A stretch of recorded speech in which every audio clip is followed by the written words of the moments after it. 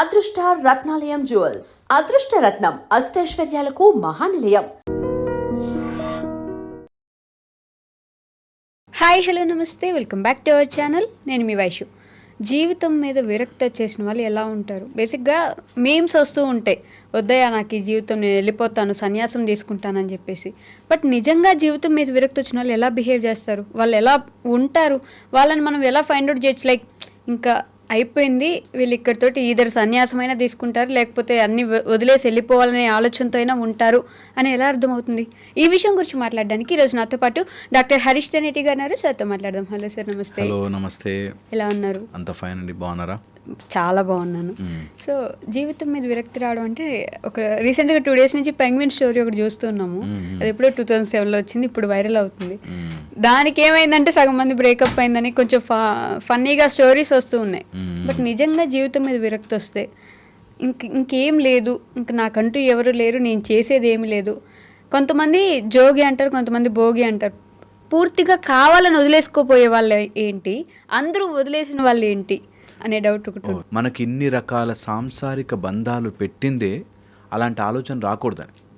నిజంగా ఆలోచించుడు, 1 fine day అందరు వెళ్ళిపోవాలి. ఎంత సంపాదించుకున్న, ఎంత ఎఫ్డీలు ఎన్ని దాచిపెట్టుకున్న డబ్బులు, గోల్డ్, బంగారం ఓ రోజు వెళ్ళిపోవాలి, టక్కమని తెగిపోతుంది.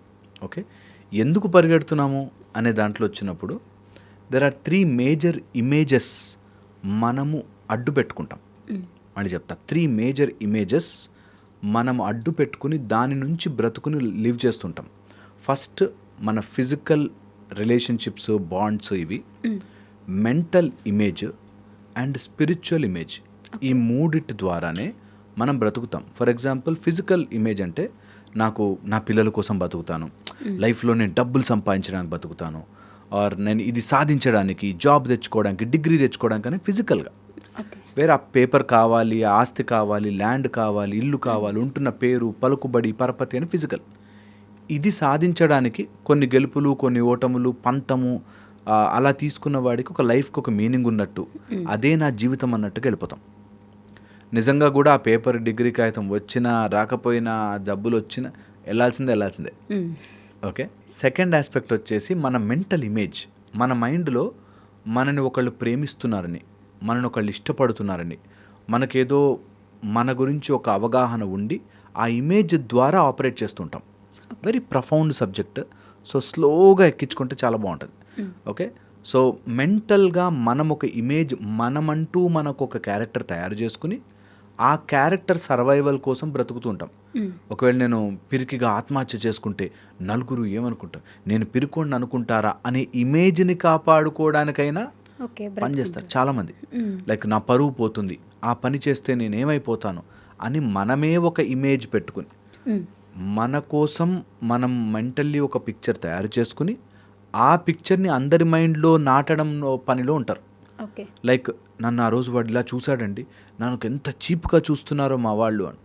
వాడి చూపులో నువ్వు చీప్ అయిపోతావేమో అని ఆలోచిస్తూ నీ మైండ్లో ఆ ఇమేజ్ని ఆలోచిస్తున్నాం. ఓకే, అదే ఒక మెంటల్ ఇమేజ్ నువ్వు క్రియేట్ చేసుకుంటాం.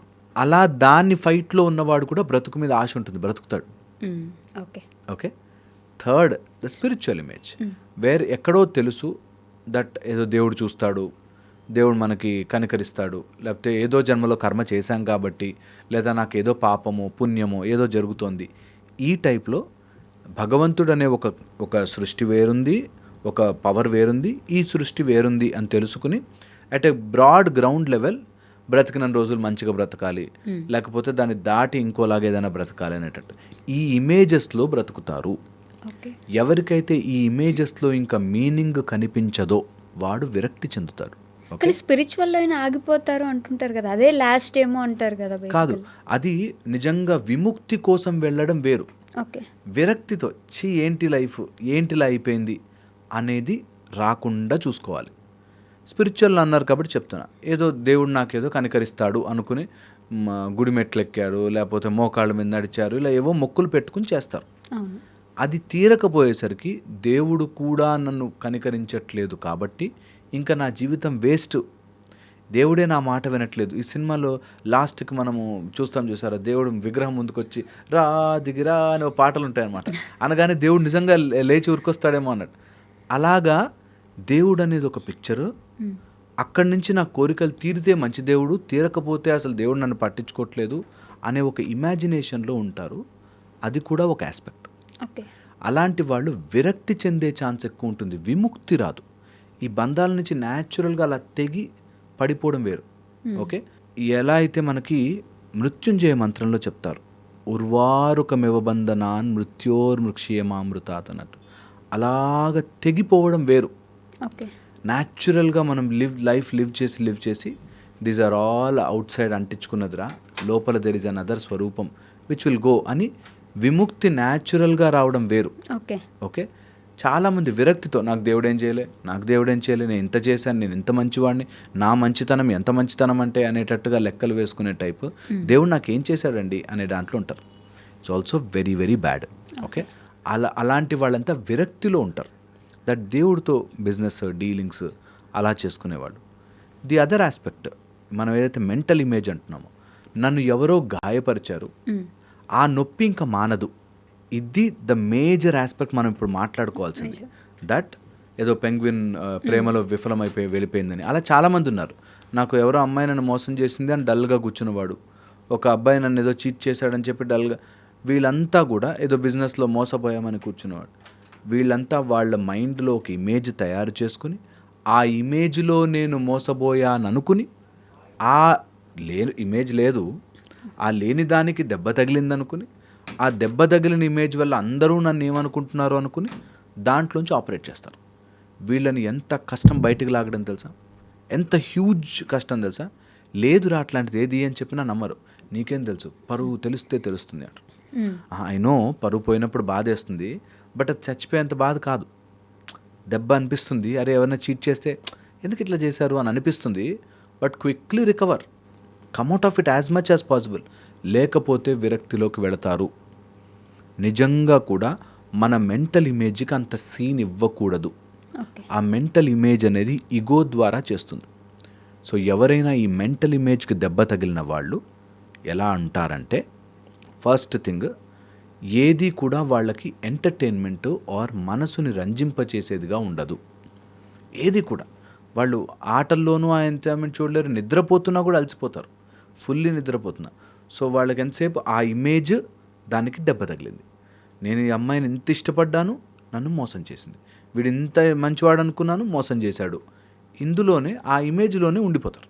కాదు, నిజంగానే ఎవరైనా మనల్ని మోసం చేసినా వదిలేసినా జీవితం మీద విరక్తి తెచ్చుకోవాల్సినంత అవసరం ఉందంటారు. బికాస్ ఆ పిక్చర్ని అలా తయారు చేసుకున్నారు వాళ్ళ మైండ్లో.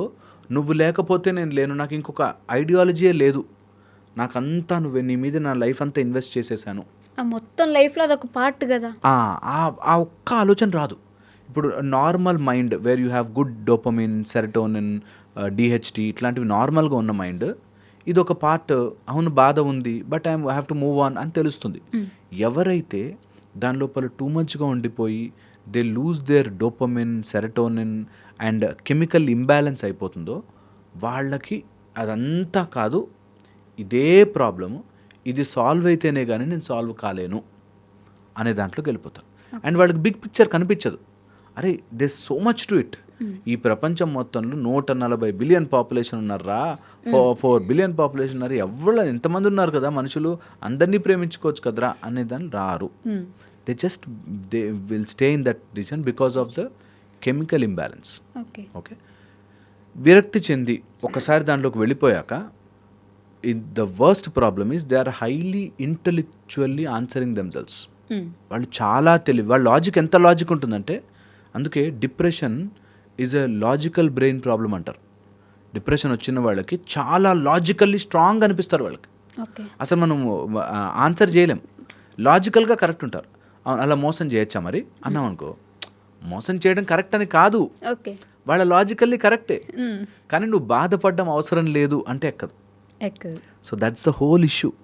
దట్ మా ఆయన నన్ను అలా బిహేవ్ చేయడం కరెక్టా అండి, మీ ఆయన బిహేవ్ చేయడం కరెక్ట్ కాదు, బాధపడి నీ ఆరోగ్యం పాడు చేసుకుని నువ్వు నీ లైఫ్ని మెంటల్లీ డిప్రెస్ చేసుకునేది కూడా కరెక్ట్ కాదు.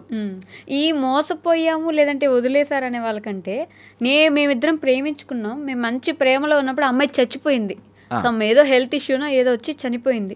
ఆ అమ్మాయి చనిపోయింది, లేకపోతే మేము ఇద్దరం ఇంకా హ్యాపీగా ఉండేవాళ్ళం. ఆ అమ్మాయి వెళ్ళిపోయాక నాకు జీవితం ఎందుకు, నేను జీవితాన్ని ఇలా ఇలా వెళ్ళదీస్తాను అంతే అని చాలామంది ఉంటారు. ట్రూ. ఇది చాలా చాలా ఇంపార్టెంట్ ఇక్కడ అర్థం చేసుకోవడం, దట్ ఎవరు వెళ్ళిపోరు అనే ఆలోచన రాదు. ఇప్పుడు ఒక 20 years దాకా వెళ్తే ఓకేనా అమ్మాయి, 30 years దాకా వెళ్తే ఓకేనా, ఎవరు డిసైడ్ చేస్తారు ఆ టైం లైన్? ఇంత చిన్న పాయింట్ అది లాజికల్గా. సో మేము ఎగ్జాక్ట్గా యవ్వనంలో ఉండి 25 ఉంటే పోకూడదు, 35కి వెళ్ళొచ్చా, 45కి వెళ్ళొచ్చా, పోనీ ఆమె కాకుండా పక్కన అమ్మాయి వెళ్ళిపోవచ్చా? అలా కాదు కదా, లైఫ్లో అందరూ వెళతారు. ఇది ఆ టైంలో చెప్పినప్పుడు వాళ్ళు ఏ బ్రెయిన్ ఉందని అలా మాట్లాడతావా, నా ప్రేమను అర్థం చేసుకోవా అనిపిస్తుంది. బట్ రియాలిటీ ఈజ్ దట్ అందరం వెళ్ళిపోయేవాళ్ళమే, అందరము పోతాం, ఇక్కడి నుంచి వెళ్ళిపోతాం. వాళ్ళ లాజిక్ ఎలా ఉంటుందంటే ఎలాగ వెళ్ళిపోతాం కదా, ఇప్పుడు మళ్ళీ ఇంకో అమ్మాయిని పెళ్లి చేసుకోవడం ఎందుకు, నేను అవసరం లేదు. That's a beautiful point. ఇక్కడ మనకి వెళ్ళిపోవడానికి మనంతట మనగా నిర్ణయం తీసుకునే హక్కు లేదు. ఎందుకంటున్నానంటే 4 విషయాలు మనం మార్చలేం. నేను ఎప్పుడు చెప్తుంటానన్నమాట, జన్మ మృత్యు జరా వ్యాధి. వీటిని ఎవరైతే ఆలోచిస్తారో భగవంతుడు చెప్పిన మాట, ఇలాంటి విషయాల గురించి ఆలోచించిన వాడు మూర్ఖుడు. ఎందుకంటే అక్కడ సూసైడ్ చేసుకున్న దగ్గర, వదిలేసుకున్న దగ్గర నుంచి మళ్ళీ జన్మెత్తి ఇవన్నీ అనుభవిస్తావు, అనవసరమైన చుట్టుకోవడం. సో ఎవరు ఎలా వెళ్ళాలంటే వెళ్ళిపోతారు, నువ్వు తెచ్చుకోలేదు, నువ్వు పంపించలేదు అన్నది పాయింట్. బాధ ఉంటుంది, ఐ అండర్స్టాండ్. ఈ బాధని ఒక ప్రాసెస్లో మెల్లిగా బయటికి తీసేస్తే you still have a new life. ఒక మనిషి వెళ్ళిపోయడము, లేకపోతే నేను ఒక వ్యక్తిని చూశాను, చాలా ఫేవరెట్ పెట్ని పెంచుకున్నాడు. అది సమ్ రోడ్ యాక్సిడెంట్లో చనిపోయింది. ఐ థింక్ నాకు ఆ పెట్ లేకపోతే నాకు లైఫ్ లేదు, నేను ఎందుకు బ్రతుకుండాలి అనే దాంట్లోకి వెళ్ళిపోయాను. దూరంగా చూసిన వాళ్ళకి పెట్ గురించి ఏంట్రా అనిపిస్తుంది. సేమ్ థింగ్ ఒక గర్ల్ ఫ్రెండ్ గురించి ఏంట్రా, బాయ్ ఫ్రెండ్ గురించి ఏంట్రా, వైఫ్ హస్బెండ్ గురించి ఏంట్రా. But life is so unpredictable. అదే దాంట్లో ఉండే మజా. అక్కడి నుంచి you have to take a next turn in to your life. అక్కడి నుంచి నెక్స్ట్ పేజ్ తిప్పాలి. అంతేగాని డల్ అయిపోయా, డిప్రెస్ అయిపోయాను, నేను సూసైడల్ థాట్స్ వస్తాయి, విరక్తి చెందాను, ఈజ్ అ రాంగ్ మోడ్. ఇది కూడా నీ బ్రెయిన్ చేసే ఆట. ఎందుకు చేస్తుంది అంటే ఆ వ్యక్తి వల్ల అని చనిపోయింది కాబట్టి నేను ఇలా డల్గా లేకపోతే నా ప్రేమ నిజం కాదనుకుంటారేమో. ఒక అతనికి ఇలాగే చెప్పానమాట. ఒక 1 year అయిపోయింది, తను లవ్ చేసిన అమ్మాయి ప్రేమించింది, తర్వాత ఇది యాక్సిడెంట్ అయింది, వెళ్ళిపోయింది. నెక్స్ట్ ఏంటంటే నేను వేరే అమ్మాయిని చేసుకుంటే నేను ఈమెను మర్చిపోయినట్టు అయిపోతుంది కదా, నా ప్రేమ నిజము కాదు కదా అప్పుడు అనేది డౌట్. సో ద ఫాల్స్నెస్ ఆఫ్ నేను కరెక్ట్ అని చూపించుకోవడానికి ఈ ప్రపంచం కోసం నేను ఇలా డల్గా మెయింటైన్ చేయాలి. ఓకే, లేకపోతే అమ్మాయిని మర్చిపోయినట్టే, ఇన్ని రోజులు చట్టాపట్టాలు వేసుకుని తిరిగారు కదా అని అనుకుంటారని. సినిమాలో కూడా అలానే చూపిస్తారు కదా, అమ్మాయి చచ్చిపోతే ఆ అమ్మాయి కోసం ఒక చెట్టు, ఆ చెట్టు మీద అమ్మాయి పేరు రాసుకొని అలానే ఉండిపోవడం. సో వెరీ ఇంపార్టెంట్ ఏంటంటే ఇది ఎవడి కోసమో అయితే అస్సలే బ్రతకూడదు. అలా 2 పెయిన్ ఉంది, నిజం అది. Okay, that is true, accepted. At the same time నువ్వు లైఫ్లో మూవ్ ఆన్ అవుతూ ఉండాలి ఈజ్ ద పాయింట్. ఓకే, ఎప్పుడైతే నీ ఆర్టిఫిషియల్గా నువ్వు చూపించుకోవడానికి అలా యాక్ట్ చేస్తున్నావు, ఆర్ డైవర్ట్ దట్, ప్రేమనే పెళ్ళనే కాదు, you can divert that energy to something else. But life has to go on in an more exuberant, ఎంతూజియాస్టిక్గా, అరే ఇంత అన్ప్రెడిక్టబుల్ లైఫ్ రా, దీని గురించి నేను తెలుసుకోవాలనే దాంట్లోకి వెళ్ళాలి. ఓకే, అదే ఎప్పుడు కూడా మన జీవితాన్ని, జర్నీని ముందుకు తీసుకెళ్తుంది. లేకపోతే యూ విల్ గో ఇలా డల్ అయిపోయి ఎందులోనూ ఇంట్రెస్ట్ రాక బ్రెయిన్లో రాంగ్ కెమికల్స్ అన్ని ప్రొడ్యూస్ అయ్యి you will slowly go in to depression and death. Okay, ఇందాక నేను మాట్లాడుతూ ఒక పాయింట్ అడిగాను, అందరూ వదిలేసిన వాళ్ళు, అందరినీ వదిలించుకొని వెళ్ళిపోయిన వాళ్ళు, ఈ రెండింటికి తేడా ఏంటి? ఫస్ట్ అందరూ వదిలేసిన వాళ్ళు వీళ్ళని అసలు ఎందుకు పనికిరారనుకుంటారు, ఇది అదే, వాళ్ళు కూడా అదే ఇమేజ్ పెట్టుకుంటారు. దట్ నేను ఎవరికి యూజ్ అవ్వట్లేదు, నా వల్ల ఎవరికి ఉపయోగం రావట్లేదు, నేను అనుకున్నట్టుగా ఏం జరగట్లేదు. లైఫ్ అన్ప్రెడిక్టబిలిటీని వీళ్ళు ఎప్పుడైతే చేతిలోకి తీసుకోవాలనుకుంటారో అప్పుడే ఇవన్నీ విరక్తి ఇవంతా వచ్చేది. నాకు తగ్గట్టుగా లైఫ్ జరగాలి, నేను అనుకున్నట్టుగా లైఫ్ లేకపోతే నేను ఇంకెందుకు ఉండాలి ఇక్కడ అనేటట్టుగా మారుతారు. ఎవ్రీథింగ్ ఇన్ దిస్ యూనివర్స్ నువ్వు అనుకున్నట్టుగా జరగకపోవచ్చు, నువ్వు అనుకున్నట్టుగా జరగదు. కొన్నిసార్లు నువ్వు అనుకున్న వాళ్ళు నిన్ను మోసం చేస్తారు, వదిలేస్తారు, చీట్ అవుతాం. ఆర్ మనము అనుకున్న దాంట్లో ఫీల్డ్లోకి వెళ్ళలేకపోవచ్చు. ఇవన్నిటిని పట్టుకుని వీళ్ళందరూ నన్ను ఎవరో ఒకళ్ళు పాయింట్అవుట్ చేయాలి. ఐగో ఎలా యాక్ట్ చేస్తుందంటే, మీ అమ్మా నాన్న నీకు ఆ రోజు ఎంకరేజ్ చేయలేదు కాబట్టి, లేకపోతే నీకు ఆ రోజు బాస్ ఇలా అన్నాడు కాబట్టి, నువ్వు ఉద్యోగంలో పనికిరాలేవు అన్నారు కాబట్టి, ఇంకా నాకు ఎవరి మీద నమ్మకం లేదు, వెళ్ళిపోతాను. ఒక ఆయన సమ్ 60-70 lakhs పోగొట్టుకున్నాడు ఏదో సమ్ స్టాక్స్లో వాటిలో. ఓకే, నేను వాడిని ఎవరినో నమ్మాను, వాడు నమ్మిన తర్వాత వాడు నన్ను మోసం చేశాడు. నేను అంత నమ్మాక వాడి కోసం నేను ఎంత చేశానండి ఆ రోజు, ఏదో నైట్ వెళ్ళా వాడి కోసం తడిసి వెళ్ళి మరి తెచ్చాను ఏవో చెప్పాడు.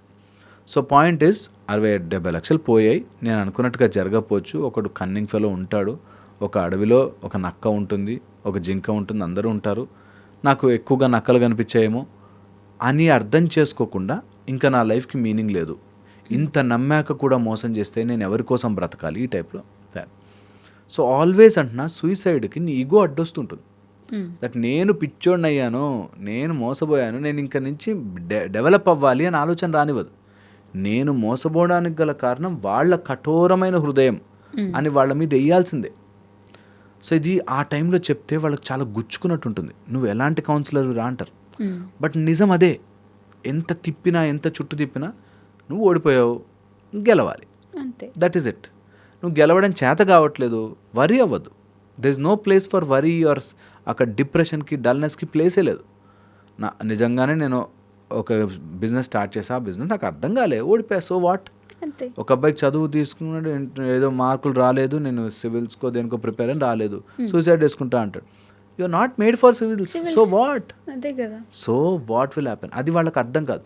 ఇన్నేళ్ళు చదివాను కదా, నాకు పట్టుదల ఉంది కదా, పట్టుదలతో ఏదైనా సాధించవచ్చు కదా, ఇట్లా చెప్తారు. సినిమాలు ఏవో చూపించి పట్టుదలతో ఏదైనా ఓకే, పట్టుదలతో సాధించవచ్చు, అది నిజంగా కాదా చూసుకోవాలి. కొన్నిసార్లు నిజంగా అవ్వకపోవచ్చు, మనకు అంత స్ట్రెంత్ రాక, సో వాట్, వదిలిపెట్టాలి. ఇది చాలా మందికి రాదు తెలుసా, చాలా మందికి. అండ్ సొసైటీలో అలా ఉన్నారు కూడా ఇప్పుడు. సో దట్ ఈస్ వాట్ ఎప్పుడు కూడా మనం అనుకోవాలి. ఎవడో ఏదో చెప్తాడని, ఎవడో ఏదో అనుకుంటాడని అట్లా వేస్ట్గా మన లైఫ్ని ఆపుకోకూడదు.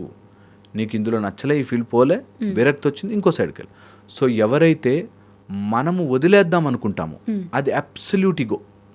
దట్ నేను డీల్ చేయలేకపోయాను కాబట్టి వీళ్ళు ఎవరు నన్ను అర్థం చేసుకోరు కాబట్టి నేను పోతా. ఓకే, నిన్ను అర్థం చేసుకునే ప్రోగ్రాము ఎవ్వడు పెట్టుకోలే. నిజంగా చెప్తున్నాను, నువ్వు ఒక గాజు బొమ్మవి, నిన్ను అలా జాగ్రత్తగా తిప్పాలని ఎవ్వరు బాండ్ రాసుకుని రాలే. ఇది ఎంత త్వరగా మనం ఎక్కించేసుకుంటే, నేను వేరేవాడు నాకు తగ్గట్టుగా ఎందుకు బ్రతకాలి, నేను నా గురించి ఏమనుకుంటున్నాను, నా మంచితనాన్ని అవతల వాళ్ళు ఎందుకు అనుకోవాలి. ఇప్పుడు నేను మంచివాడిని, చాలా బాగా చెప్తాను అనేది అందరూ అనుకోవాలి, లేకపోతే నేను బాధపడతాను అన్న రోజు నేను సఫర్ అవుతా. నేను నాకు వచ్చిన విధంగా చెప్తా, నేను చదువుకున్నదో తెలుసుకుని చెప్తా. అర్థమై సింక్ అయిందా, వెరీ వెరీ గుడ్. సింక్ కాలేదు, తిట్టుకుంటారు, ఖచ్చితంగా ఏం మాట్లాడుతున్నారా అనుకుంటారు. That is part of my job, అంతే. సో మనకు కొంతమంది నిజంగానే ఇంట్లో వాళ్ళు కూడా చాలామంది నేను చూశాను, సొంత తల్లిదండ్రులు పిల్లల్ని కించపరుస్తూ మాట్లాడతారు. కొంతమంది చాలా కించపరుస్తూ మాట్లాడతారు. సొంత భర్త భార్యని ఇష్టం వచ్చినట్టు, అసలు మామూలు పురుగుల్ని కూడా అలా తిడతాడు. నువ్వేంటే, నీ బతికేంటే, పో బయటకు పో, ముందు చెయ్యి రాకు, బయటకు పో అని మాట్లాడే వాళ్ళు తెలుసు నాకు, మరి పురుగును మాట్లాడినట్టు. సో అలాంటి వాళ్ళు ఉంటూనే ఉంటారు. అట్లాంటి వాళ్ళని డీల్ చేయాలి, అంతే. సెట్ చేయాలి. సెట్ చేయకపోతే నీ లైఫ్ని మార్చుకోవాలి, ఇంప్రూవ్ అవ్వాలి, అంతేకాని దానికి నువ్వు నాకు లైఫ్ విరక్తి వచ్చేసిందండి, ఎంత చేశానండి వీళ్ళ కోసం, నీ ఎప్పుడు కూడా ఆ సొంత సెల్ఫ్ పిటి అనే మాయరోగంలోకి పోకూడదు. సెల్ఫ్ పిటి, నేను మంచివాడిని, నేను ఇంత చేశాను వీళ్ళందరి కోసం అనే ఒక రోగం మోర్ డేంజరస్. నిజంగా కూడా అది క్యాన్సర్ అట్లాంటి వాటికన్నా కూడా డేంజరస్ ఏమో అనిపిస్తుంది అప్పుడప్పుడు నాకు. దట్ నేను మంచివాడిని, అయ్యో నేను కష్టపడ్డాను, నేను చాలా చేశాను, నా లైఫ్లో నేను ఎంత కష్టపడి పైకి వచ్చానంటే, ఆ మాటలు అన్నవాడికి 2 అడుగులు వెనక్కి జరగాలి. ఎందుకంటే they are always in that, నేను మంచితనమో నా మంచితనమో వద్దు. నీ మంచితనం ప్రూవ్ చేసుకోవద్దు. దానికి నేను మంచిగా ఉన్నాను కాబట్టి వీళ్ళు అర్థం చేసుకోరని డిప్రెషన్లోకి వెళ్తారు, ఆ విరక్తిలోకి వెళ్ళిపోతారు, నాకు ఎవ్వరు వద్దని వెళ్ళిపోతారు. నేను చూసాను ఒక లేడీ, 2 పిల్లలు, హస్బెండ్, వాళ్ళు మాట వినట్లేదని ఇల్లు వదిలేసి వెళ్ళిపోయింది, లిటరల్లీ. అయితే చాలా బాధేస్తుంది మనకి, చాలా ఏంటి దానికోసం కూడా వెళ్ళిపోతారా అనిపిస్తుంది. బట్ తనకి అది రియల్, తన మైండ్లో ఉన్న ప్రాబ్లం అది real. So connecting all the dots. నీ మైండ్లో ఉన్న ఇమేజ్ వాళ్ళ మైండ్లోకి ఎక్కట్లేదు కాబట్టి నువ్వు సఫర్ అవ్వడం అన్నది అసలు అంతకంటే మూర్ఖత్వం ఉండదు. ఓకే. అంటే బేసిక్‌గా జీవితం మీద విరక్తి అనే కాన్సెప్ట్ ఇంతకుముందు ఏంటంటే ఇంక మొత్తం అయిపోయింది జీవితం చూసేశారు అన్నోళ్ళు కాశీకెళ్ళి శరీరాన్ని విడిచేసి ముక్తి తీసుకునే వాళ్ళు ఉంటారు. అసలు జీవితం మీద విరక్తి ఎందుకు వస్తుంది బేసిక్‌గా? అంటే ఋషులు, మునులు అప్పట్లో సన్యాసం తీసుకొని అంటే చాలామంది మంచి మంచి రిచ్ ఫెలోస్, బిజినెస్ మ్యాన్స్ కూడా అన్నీ వదిలేసుకొని వెళ్ళి ఏదో గుహల్లో కూర్చొని యోగా చేసే వాళ్ళని ఈ మధ్య చాలామంది చూస్తున్నాం. ఎందుకు అలా మారిపోతారు? ఆ స్విచ్ ఎక్కడి నుంచి వస్తుంది అది వాళ్ళకి? విరక్తి కాదు. అది మళ్ళీ చెప్తాను, అది విరక్తి కాదు. అన్నీ ట్రై చేసి విముక్తి కోసం ప్రయత్నం చేశాడు. ఈ మానవ శరీరంలో ఈ 4 కంపల్సరీ వస్తాయి.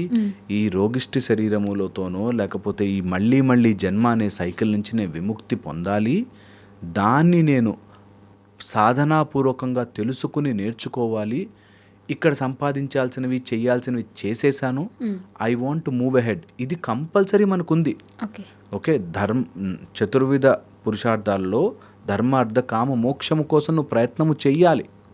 ఓకే. 4 దాంట్లో బ్రహ్మచర్యము, గృహస్థ, వానప్రస్థ, తర్వాత సన్యాసం కంపల్సరీ. ఓకే. మనకు స్లోగా at some point of time అన్ని బాధ్యతలు తీర్చేసుకుని వెళ్ళిపో, సాధనలో కూర్చో, విముక్తి కోసం ముక్తి కోసం ప్రయత్నము చెయ్యి. ముక్తి కోసం ప్రయత్నం చేయడం is correct. Okay. At the same time బాధ్యతల్ని తప్పించుకోవడానికో ఇక్కడ వీళ్ళు నన్ను అర్థం చేసుకోవట్లేదు కాబట్టి అక్కడో రాయేస్తానని వెళ్ళకూడదు. ఇది చాలా ఇంపార్టెంట్. ఓకే. దట్ ఇక్కడ నాకు అప్పులు ఉన్నాయి కాబట్టి నాకు విరక్తి వచ్చింది వెళ్ళిపోతానే కంటే ఇక్కడ అప్పులు బాగా సంపాదించు, తీర్చి డబ్బు నేను అనుకుంటూ వస్తుందిరా, డబ్బు కాదు నాకు important. I want to grow, I want to go and see నిజంగా నాలోని ఆ శివ ఆ శక్తి ఉందా, నా లోపల పైన శివుడి శక్తి ఉందా, నేను మూలాధారం నుంచి శక్తిని అట్లా పైకి తీసుకెళ్ళగలనా, సాధన చేయగలనా, కలుపుకోనా, యూనివర్స్ అంతా కూడా ఒక్క గాడ్ పార్టికల్ ఆ బ్రహ్మస్వరూపం అయితే నేను అదా అనే ప్రయత్నము చేసే వాళ్ళ ప్రక్రియ వేరే. దాన్ని దీన్ని కలుపుతారు. విరక్తి ముక్తి 2 వేరు. మోక్షం కోసం వెతకడం వేరు, విరక్తి వచ్చి వెళ్ళిపోవడం వేరు. విరక్తి వచ్చి వెళ్ళిపోయిన వాడికి ఆ పెయిన్ ఎప్పుడు ఉంటుంది. ఓకే. మనకి అలాంటి అఖాడాలకి, అలాంటి ప్లేసులకి, కాశీ లాంటి ప్లేసులకి వెళ్ళి కూడా మళ్ళీ ఇక్కడికి ఫోన్ చేసి ఇంట్లో వాళ్ళతో గొడవ పడేవాళ్ళు ఉన్నారు. అవును. ఓకే. సో అందుకని వెరీ వెరీ ఇంపార్టెంట్. న్యాచురల్గా నేను అన్నాక అలా విచ్చుకున్న పువ్వు స్లోగా వాడిపోయి పడిపోవాలి. మంచి ప్రాసెస్ అది. న్యాచురల్గా పడిపోవాలి. అంతేగాని మధ్యలో ఉండగా నేను లోటస్లా ఉండుంటే బాగుండే రోజా పువ్వు దానితో తెంపుకుని పడిపోతే అది విరక్తి. న్యాచురల్గా 1 point of time you blossom, you be what you are, you do what you can do. ఆ పరిమళాన్ని ఇచ్చావు, ఆ పండునిచ్చావు, అంతా ఇచ్చావు, స్లోగా పడిపోయావు. That is a natural process. మనిషి దానికి మైండ్లో ఒక ఇమేజ్ తయారు చేసి ఆ ఇమేజ్ని సాటిస్ఫై చేయడం కోసం నన్ను ఎవడు అర్థం చేసుకోవడం, నేను అంత సంపాదించి ఆ బిల్డింగ్లో 3 ప్రాపర్టీలు రాసిచ్చి అయినా నన్ను బయటికి తోసేశారండి అని బాధలో. అల్టిమేట్లీ వాళ్ళు ఏదో చేస్తారు, నేను ఐ వాంట్ టు ప్రొసీడ్ అనే ఆలోచన వచ్చిన వాడు విముక్తి వైపుకి వెళ్తాడు, లేకపోతే విరక్తిలోనే ఉంటాడు. అందుకని ఇంకా దేంట్లోనూ రక్తి రాకపోతే విరక్తి వస్తుంది అంటాం. ఏది నచ్చట్లేదు, ఇంకా ఏది చేసినా నచ్చట్లేదు, రోజు ఏది చేసినా విరక్తి వచ్చిందిరా బాబు అన్నట్టుగా కాకుండా న్యాచురల్గా ముక్తి కోసం ట్రై చేసి మోక్షం కోసం ప్రయత్నం చేసేవాడిది బ్యూటిఫుల్ లైఫ్ అవుతుంది. అండ్ ఇది నిజంగా పట్టుకుని కూర్చుని సాధనాపూర్వకంగా ఇప్పుడు నుంచే జర్నీ స్టార్ట్ చేస్తే 1 ఫైన్ డే అలా వదులుతాం. అందుకని వెరీ ఎర్లీ ఏజ్ మెడిటేషన్సో, సాధననో, లేదా ఏదైనా ఉపాసన, భగవత్ స్వరూపము ముందు ఆకారము స్లోగా నిరాకారముకి ప్రొసీడ్ అవ్వాలి. దట్ ఈస్ వాట్ మన సిస్టమ్ ఎప్పుడు నేర్పించేది అదే. వాళ్ళు ఏదైనా అనుకొని అసలు నన్ను వరస్ట్లో ఈ దేశంలో ఉండే తీవ్రవాదులు నేను దాన్ని అనుకొని పర్లేదు నాకు నేను ముందుకెళ్తుంటాను అని అనుకోవడం, యాక్సెప్ట్ చేయడం జనాలకి చాలా తక్కువ వచ్చు. వాళ్ళ దగ్గర నేను మంచిదాన్ని అని అనిపించుకోవడం నాకు ప్రయారిటీ. సో దానికోసం వాళ్ళకి నచ్చినట్టు నేను మారిపోతూ ఉంటాను అనే వాళ్ళని చాలామందిని చూస్తుంటాం. ఏదైతే అది అయింది అని యాక్సెప్ట్ చేయడం ఎందుకు రాదు జనాలకి? బేసిక్గా మనకెందుకు రాదు? అట్లీస్ట్ నాకు చాలా చాలా పాయింట్స్ ఉన్నాయి ఇందులో. ఓకే, మళ్ళీ we will rewind it. Okay, first అంతకంటే ముందుకు వెళ్ళి అసలు నేను ఎవరిని యాక్సెప్ట్ చేయడానికి అనే దానికి రావాలి. Super point. అసలు ఇక్కడ కన్క్లూజన్ వచ్చేసింది, అయిపోయింది. అసలు నేను ఎవరిని యాక్సెప్ట్ చేయడానికి? వాడు ఏదైనా అనుకుంటే నేను నేను యాక్సెప్ట్ చేస్తున్నాను, నువ్వు చేసిన తప్పుని నేను యాక్సెప్ట్ చేస్తున్నానని యాక్సెప్ట్ చేస్తున్నాం అనేసరికి నేనేదో చాలా గొప్ప పొజిషన్లో ఉన్నాను, నేను యాక్సెప్ట్ చేస్తున్నాను, సిచ్యువేషన్ని ఎలా ఉంటే అలా యాక్సెప్ట్ చేయండి అనేసరికి మనం ఏదో చాలా గొప్పగా నువ్వు ఏమన్నా అనుకో నేను మంచివాడిని నాకు తెలుసు అనేటట్టుగా యాక్సెప్ట్ చేయడం అనేది చాలా టెక్నికల్లీ చాలా చాలా చోట్ల మన ఈగోని చూపిస్తుంది. ఓకే, అది నేర్పిస్తారు చాలామందికి, accept the situation how it is అని. నేనంట who are you to accept? How can you even decide నీ సిచ్యువేషన్ ఎలా ఉండబోతోంది అని నీ ప్రపంచంలో తెలీదు. నిజంగా చెప్తున్నాను. ఒక అతనికి చాలా మంచిగా చదువుకుంటాడు, యాక్సిడెంట్ అయింది. యాక్సిడెంట్ అయ్యాక ఒక లెగ్ మొత్తం తీయాల్సి వచ్చింది అండ్ సమ్ ప్లాస్టిక్ లెగ్ అయింది. ఎవరో వచ్చి ఇలాగ యాక్సెప్ట్ ఇట్, నీకు కాలు ఉంది కదా అని యాక్సెప్ట్ చేయి, పర్లేదు అన్నట్టుగా ఏదో సమ్ ఇలాంటిదే మోటివేషనల్ స్పీకర్స్ ఎవరు చెప్తుంటాం, నిజంగా కూడా. సో అలా వచ్చాక ఓకే నేను యాక్సెప్ట్ చేశాను అన్న అది నిజంగా లోపల పెయిన్ కదా. నేను ఐఎమ్ యాక్సెప్టింగ్ దట్ ఇలా ఉన్నా కూడా నాకు ఓకే అనేటట్టుగా ఒక లోపల నుంచి ఒక స్మాల్ ఈగో మాట్లాడుతూ ఉంటుంది. దట్ నాకు ఎంత అన్యాయం జరిగినా కూడా నేను తట్టుకుని నిలబడ్డాను చూసావా. ఆ సీన్ని మనం తయారు చేయలే, అది పోవడాన్ని మనం తయారు చేయలే, దానికి ఒక ఆర్టిఫిషియల్ లెగ్ రావడాన్ని మనం తయారు చేయలే. ఈ సిచ్యువేషన్స్ని యాక్సెప్ట్ చెయ్యాలి చెయ్యొద్దు కాదు, జస్ట్ అబ్జర్వ్ చేయాలి, జస్ట్ బీ ప్రజెంట్ దేర్. అప్పుడు నీ ఏ సిచ్యువేషన్ నిన్ను బాధ పెట్టదు, బాధ పెట్టిన దాన్ని నువ్వు యాక్సెప్ట్ చేయాల్సిన అవసరం రాదు. ఓకే, మళ్ళీ చెప్తా, ఏ సిచ్యువేషన్ని నన్ను బాధ పెట్టేటట్టుగా తెచ్చుకుని బాధపడ్డాను కాబట్టి యాక్సెప్ట్ చేసేస్తున్నా అనే ఈక్వేషన్కే రాము. ఓకే, అంటే బేసిక్గా అసలు యాక్సెప్టెన్స్ అనేది ఒక పెద్ద సబ్జెక్ట్, అందరికి నేర్పిస్తుంటారు కదా, Absolutely. యాక్సెప్ట్ ఎవ్రీథింగ్ అని. ఎగ్జాక్ట్లీ, అందుకే అది అంత టెరబుల్గా ఫెయిల్ అవుతుంది కూడా. అంటే అన్నీ నువ్వు ఏది చేసినా ఓకే అని ఒప్పుకోవాలి, అంతేగా. You see how funny it is. ఏది చేసినా ఓకే అని ఒప్పుకోలేము కొన్ని. అందుకనంటే అసలు ఒప్పుకోకపోవడం కాదు, నేను ఈ సందర్భంలో what best I can do, అంతకు మించి మన లైఫ్లోకి ఏది కూడా మనము చేయగలిగింది ఏదీ లేదు. నేనేం చేయగలను తప్ప ఎవడు ఎలా బిహేవ్ చేస్తాడు నా చేతిలో లేదు. I don't have to accept it, I don't have to reject it. Okay, ఎవరైనా నాతో ఎలా రూడ్గా బిహేవ్ చేశారు, I don't have to accept it, reject చేయను అసలు. I'm there to do my best thing.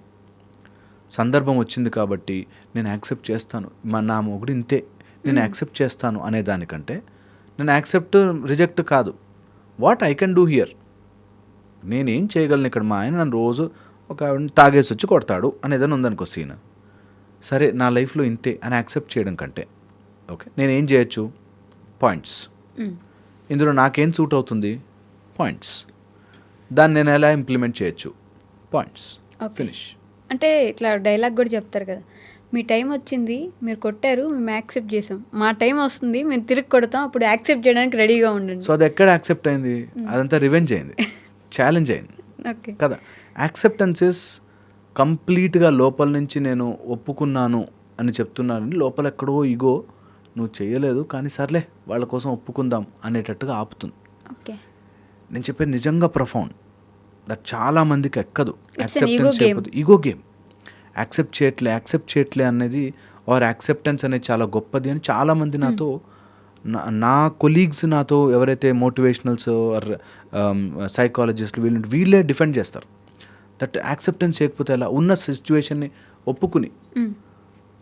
ఒప్పుకున్నాం అనగానే నేనేదో ఆ సిచ్యువేషన్కి చాలా అబౌవ్ నేను ఒప్పుకుని వదిలేశాను. కాదు కాదు కాదు కాదు కాదు ఒక కుక్క నన్ను కరిచింది అనుకుంటే ఫర్ ఎగ్జాంపుల్, ఆ కుక్క కరిస్తే నేను ఆ కుక్కను యాక్సెప్ట్ చేశాను, ఫర్గివ్ చేశాను కాదు, నేను ఆ కుక్క కరిచిన దానికి ఏం చేసుకోగలను, నెక్స్ట్ టైం కరవకుండా ఏం చేయగలను, దట్స్ ఇట్. దానిలో బాధ ఫ్యాక్టర్ పెట్టి కొన్ని రోజులు బాధపడ్డాక సర్లే ఐఎమ్ యాక్సెప్టింగ్ ఇట్ హ్యాపెండ్ అనే దాంట్లోకి వెళ్ళకండి. Is a very strong thing. ఇది ఎక్కించుకున్నవాడు ట్రాన్స్ఫర్మేషన్. నేను మళ్ళీ చెప్తున్నా, ఇది ఎక్కించుకున్నవాడు. దట్ ఏ సిచ్యువేషన్ చాలామంది అడ్జస్ట్ అవ్వండి అంటారు. నేను ఎంత అడ్జస్ట్ అయ్యానో తెలుసా సార్ అని మాట్లాడతారు.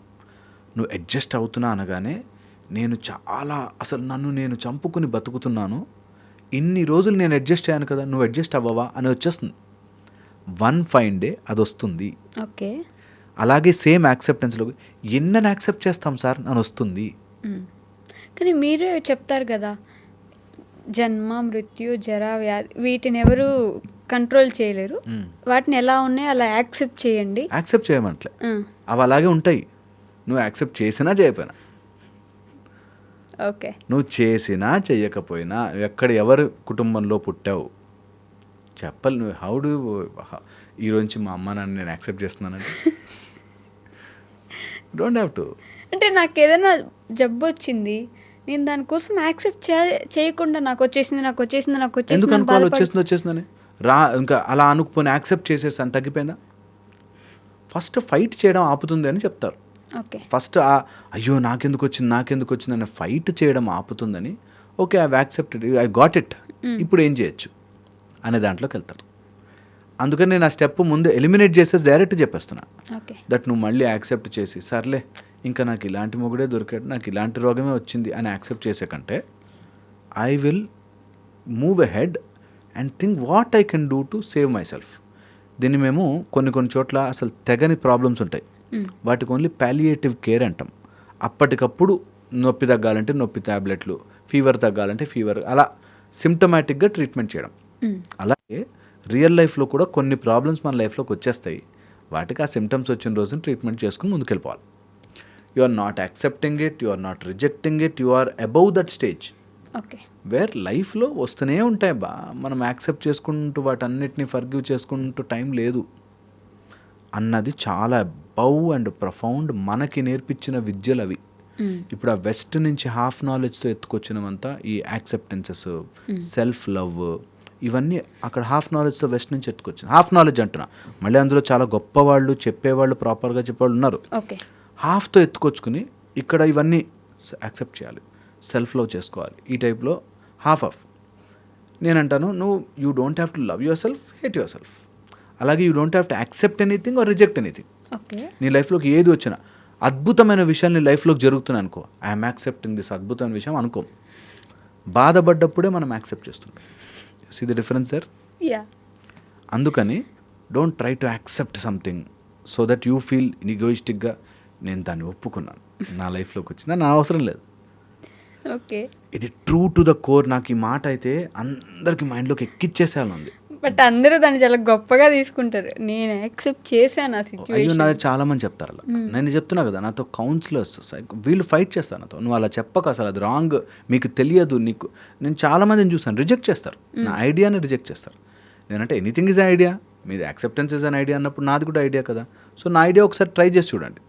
దట్ ఇంకా దీన్ని ఒప్పుకుంటాను అనే స్టేజ్లో కాకుండా, నువ్వు ఒప్పుకోలేకపోయినా అది ఉంది, దీన్ని నేను ఎలా డీల్ చేయొచ్చు, దట్స్ ఇట్. అంత బ్రూటల్ ఈజ్ లైఫ్.